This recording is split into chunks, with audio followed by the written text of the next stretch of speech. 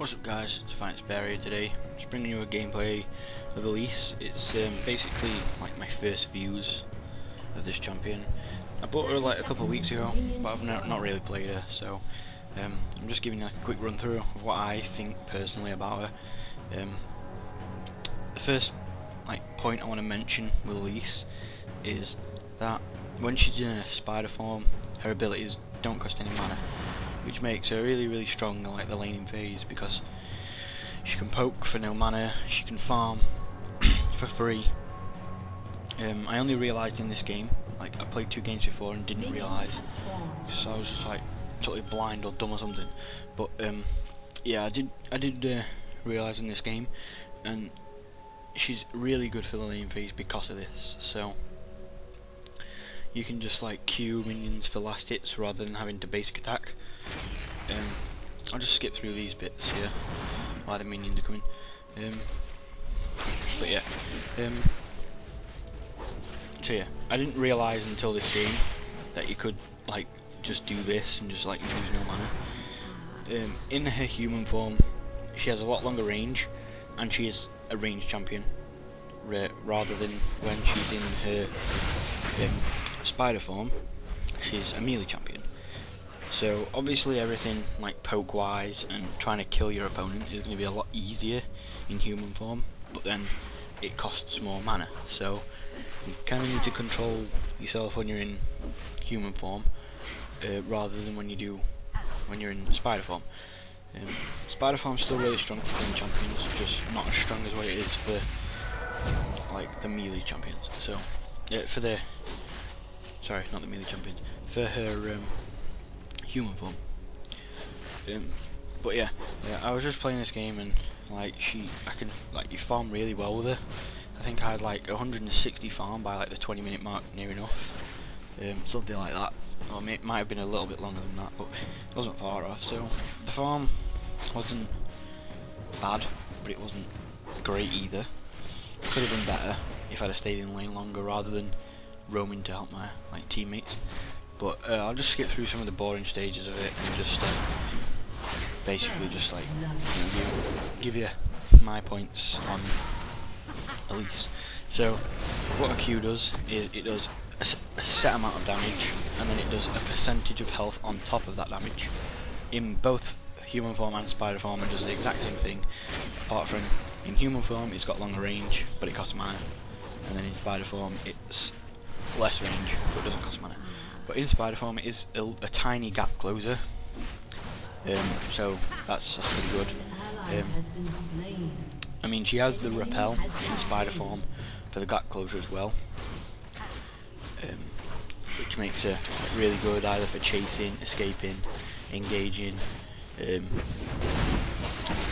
Like that was the repel then, just then. I wouldn't necessarily use it to engage all the time. Then again, I wouldn't use it primarily for an escape method either. Or you know, you want to mix it up. You don't just want to use it just for the one purpose. And then right, so her W in human form is kind of like a Maokai sapling. So you just like throw this like spiraling out, and it explodes and it's AoE damage. It can be really good for farming if you max it first, but there's no point, because if you just max your Q first and just sit last hit in with your Q in spider form, it costs no mana, so you can just sit in lane forever with just health pots. I did get a Chalice of Harmony because it is a lot easier like to farm in human form because of the longer range with the Q. So you can farm in human form, and once you've like farmed more efficiently in human form, when you run out of mana, you can just pop into spider form and let your Chalice of Harmony basically rebuild up your mana.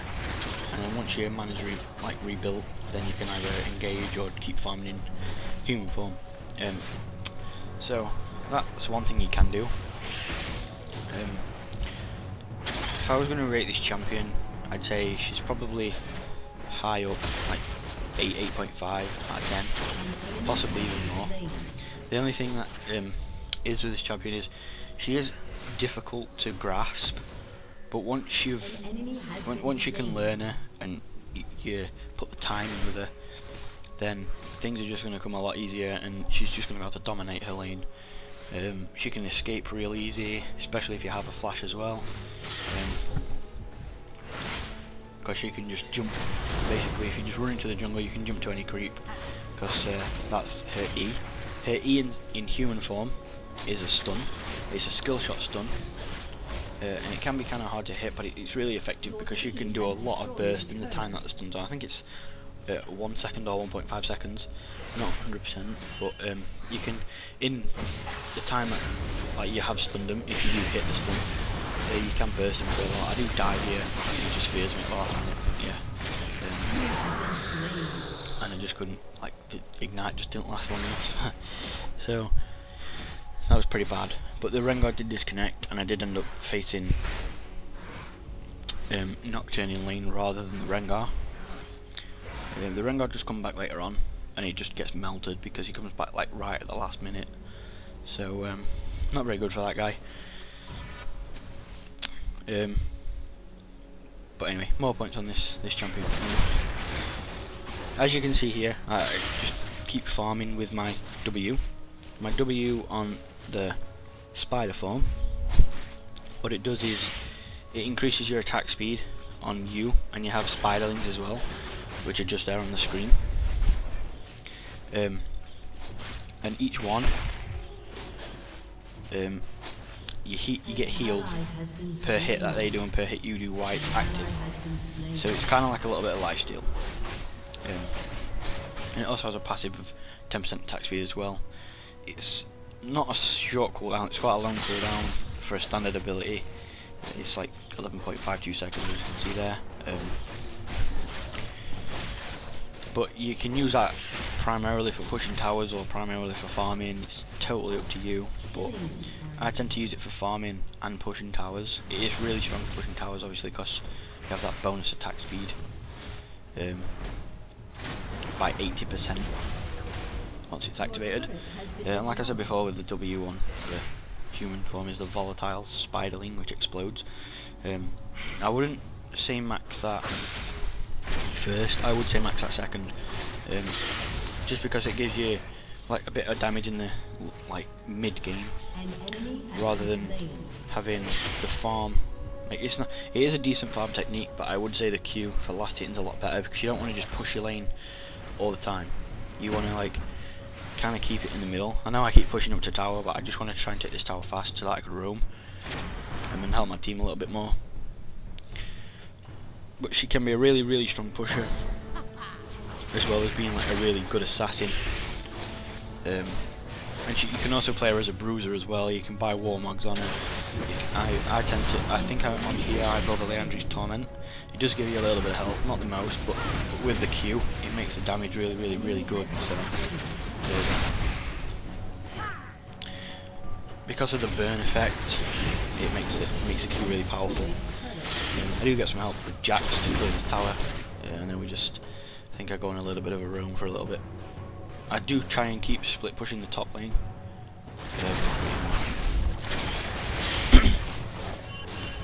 I would advise using this champion. She does require a little bit of time to be put into.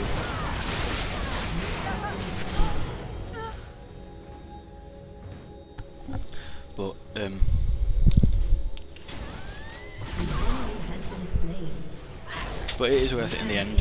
So I would, if you umming and ahhing about buying her, like if you want to buy her but don't want to buy her, I would say buy her and learn her, because she's really strong and she's can be used in the jungle. I suppose she could be used mid because she's an AP as well, and in the top. I wouldn't really use her as a support or a AD carry, but she could be used as support just for the cocoon, which is a E in the human form for the stun.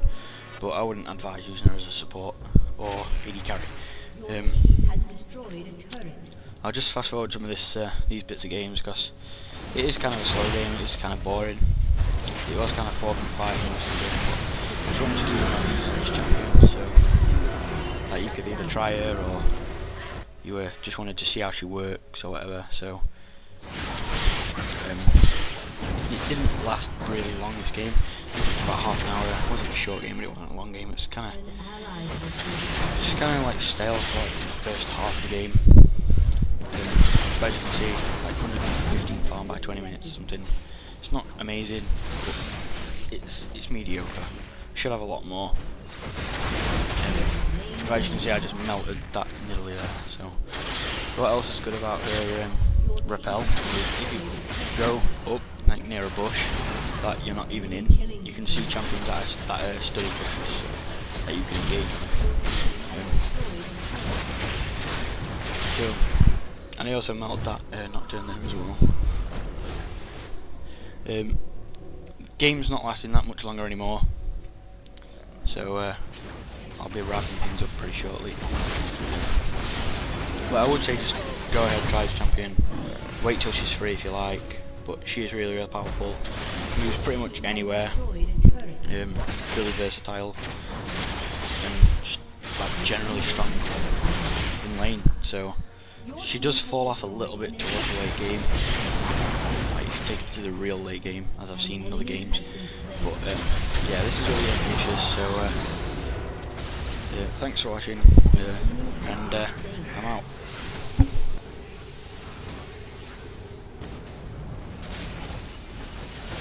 Killing spree. Executed.